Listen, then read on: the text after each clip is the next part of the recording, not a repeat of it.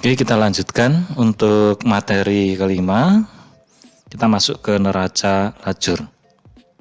Setelah saudara membuat jurnal, masukkan buku besar, lalu membuat neraca sisa, saudara harus membuat penyesuaian. Nah, setelah penyesuaian selesai, itu saudara harus masukkan ke neraca saldo setelah penyesuaian. Nah, setelah itu baru bisa membuat laporan keuangan, baik laporan laba rugi, perubahan modal atau perubahan ekuitas, dan neraca. Nah, itu bisa disusun dalam satu kertas kerja yang disebut dengan neraca lajur atau worksheet. Ya. Lalu worksheet itu apa? Adalah kertas berkolom yang digunakan sebagai alat bantu penyelesaian pekerjaan akhir tahun.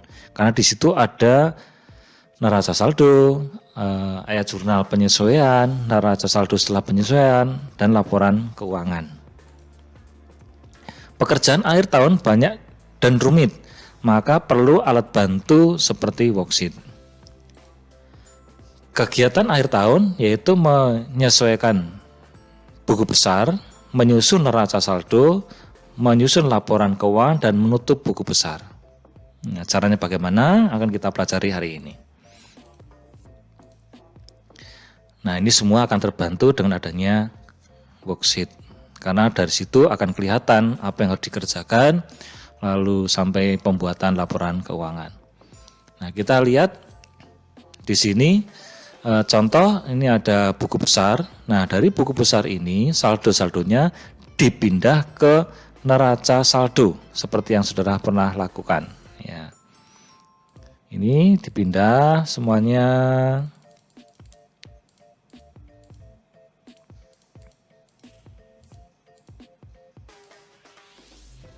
Oke. Setelah dipindah semuanya, nah kita buat penyesuaiannya. Kita buat penyesuaiannya. Setelah membuat penyesuaian, nanti neraca saldo setelah penyesuaian, dari sini dilakukan penyesuaian, hasilnya seperti apa. Baru bisa dibuat laporan laba rugi, perubahan modal maupun neraca.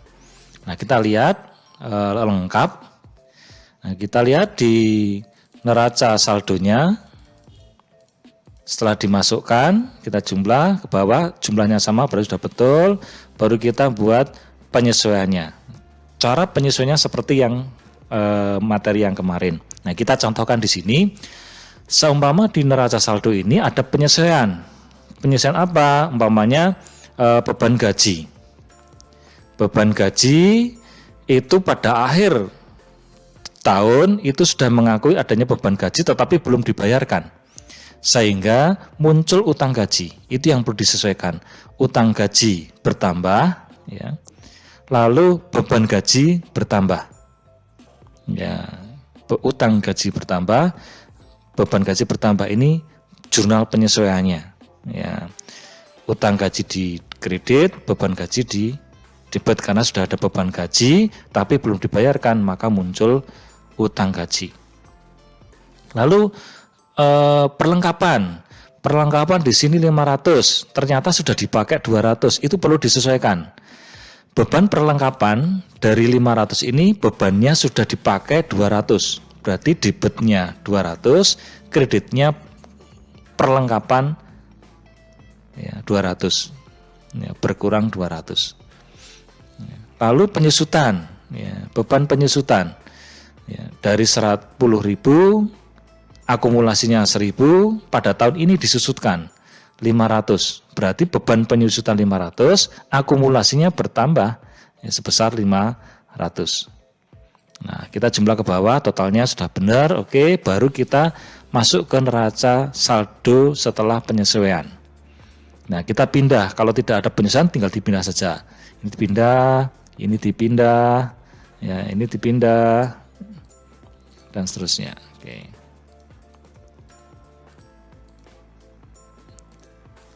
Oke, nah ini dijumlah ke bawah ya. Kalau udah sama berarti oke.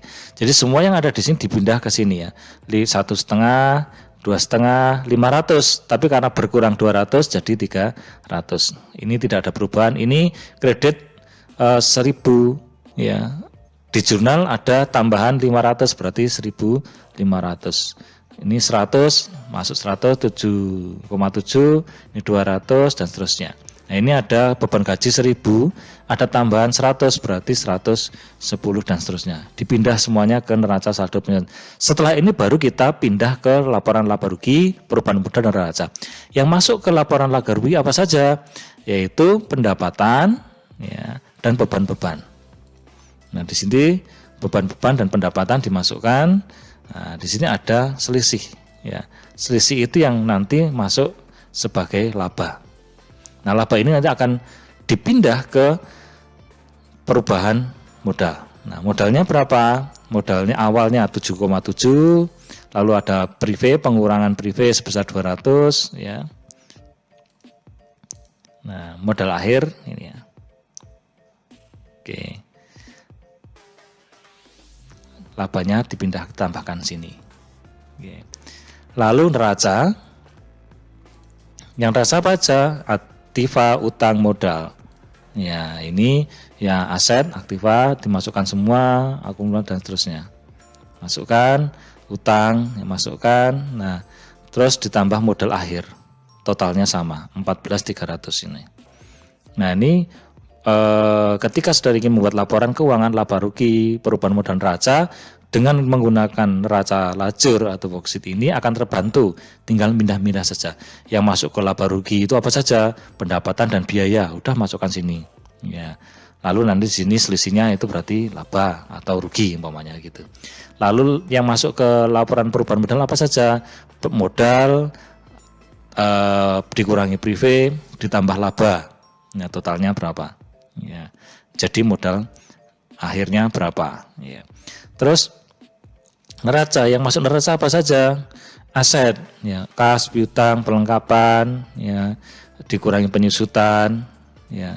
Yang masuk neraca juga modal, ya, lalu utang gaji, ya, utang, ya.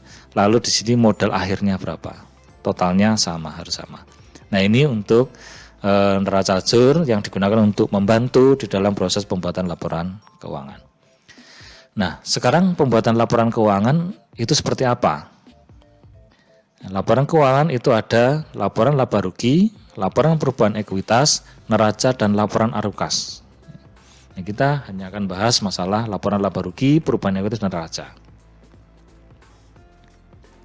Nah, menyusun laporan keuangan, laporan laba rugi berisi pendapatan, beban, dan laba atau rugi.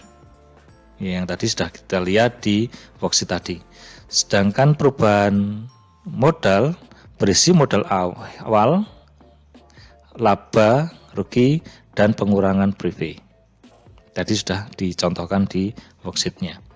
Sedangkan neraca berisi harta, utang, dan modal. Nah, untuk arus kas itu isinya adalah kegiatan operasional seperti apa, kegiatan investasinya seperti apa, dan kegiatan pembiayaan seperti apa. Itu masuk ke dalam laporan arus kas. Nah, kita lihat bentuk laporan laba rugi. Ya, selama ini saudara sudah bisa pahami pendapatan jasa sekian, beban telepon dan seterusnya. Di sini labanya 650. Ya. Isinya pendapatan dan beban-beban atau biaya-biaya. Dikurangi ketemu laba. Sedangkan perubahan modal dari modal awal ditambah laba, ya, ketemunya sekian. Kalau ada prive dikurangi prive, ketemu modal akhir. Ya. Lalu untuk neraca isinya adalah aset, aktiva, ya, baik tetap maupun lancar, ya. Lalu hutang dan modal. Ya. Di sini asetnya apa, kas berapa, piutang dan sebagainya, aset tetapnya apa, kendaraan, akumulasinya penyusutan berapa, gitu ya, totalnya sekian. Utangnya apa saja, ya, ditambah dengan modal, ketemunya sekian. Ini kanan dan kiri harus sama. Lalu setelah itu pada akhir tahun kita harus menutup buku besar, ya, supaya pada awal tahun nanti tidak ada masalah pada pembiayaan. Ya. Alasannya mengapa kita harus menutup? Ya. Membuat jurnal dan posting sehingga rekening pendapatan biaya dan prepay ada bersaldo nol, sehingga tidak ada beban, tidak ada pendapatan dan sebagainya yang masuk ke periode berikutnya harus ditutup. Alasannya pendapatan satu periode bersifat menambah modal. Ya. Biaya dan prepay suatu periode bersifat mengurangi modal. Pendapatan dan biaya tahun ini masih tercatat di rekening masing-masing. Ya, biar pada periode berikutnya pendapatan dan biaya di rekening itu bisa nol, bisa hilang begitu ya, supaya tidak ada tambahan-tambahan dari periode sebelumnya harus ditutup. Ya. Caranya yaitu dengan menutup rekening pendapatan, menutup rekening beban, dan menutup rekening ikhtisar laba rugi. Nah, setelah itu baru menutup rekening privé. Ya, sebenarnya ini pengambilan pribadi. Ya. Nah, menutup rekening pendapatan, ya, ini pendapatan di sini sebesar 12.900. Ya, kita menggunakan ikhtisar laba rugi sebesar 12.900. Ya, pendapatan nanti akhirnya nol. Ya, adanya 12.900 ditutup si nol. Ikhtisar laba rugi yang tadinya tidak ada menjadi ada. Ya. Menutup rekening beban telepon. Beban caranya sama. Jadi contohnya beban telepon.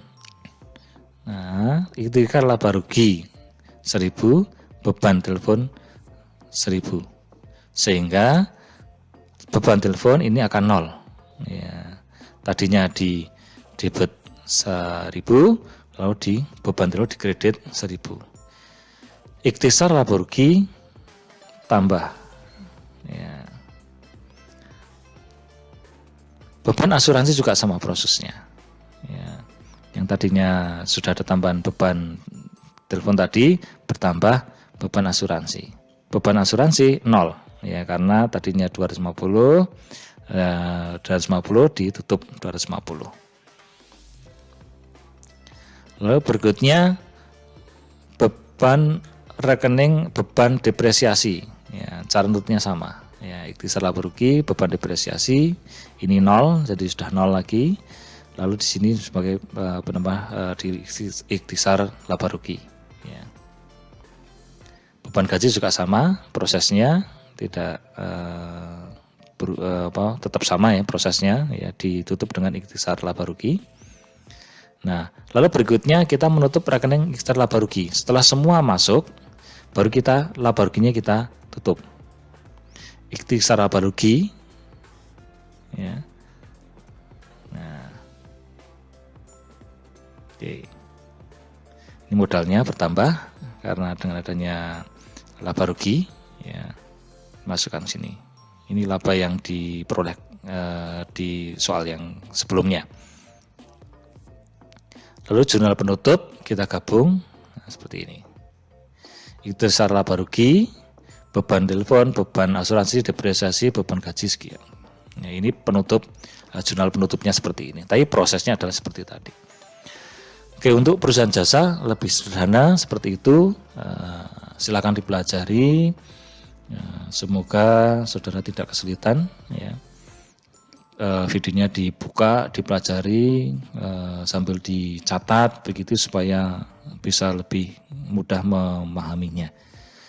Untuk pertemuan berikutnya kita nanti akan bahas perusahaan dagang, ya, perusahaan dagang mulai dari penjurnalan sampai buku besarnya, sampai dengan neraca sisa, sampai dengan pembuatan laporan keuangan. Prosesnya sama, tetapi kita menggunakan perusahaan dagang, di mana perusahaan dagang itu ada pembelian barang dagangan, lalu dijual dan sebagainya.